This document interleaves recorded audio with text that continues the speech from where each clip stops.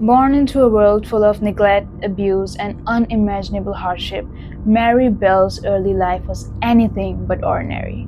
By the age of 11, she had already committed acts that would shock the entire nation. Crimes so dark and disturbing that the question still remains: how does a child come to commit crime? This is a story of a young girl who was both a victim and a perpetrator.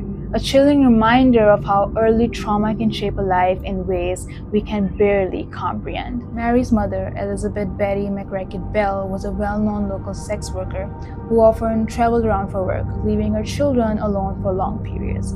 She gave birth to Mary when she was just 17 years old. Betty's personal life was full of instability, and her parenting was described as cruel and dangerous.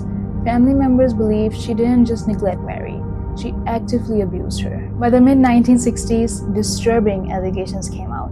Betty, who worked as a prostitute, allowed some of her clients to sexually abuse Mary.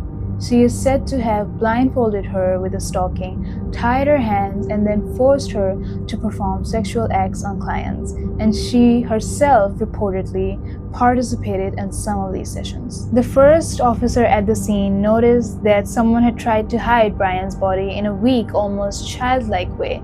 Clumps of grass and weed were lightly placed over him, as if it was enough to conceal it. Mary Bell's story is one of tragedy layered upon tragedy. While her actions as a child are horrific and cannot be excused, it is impossible to ignore the neglect and abuse she endured from people that were supposed to protect her.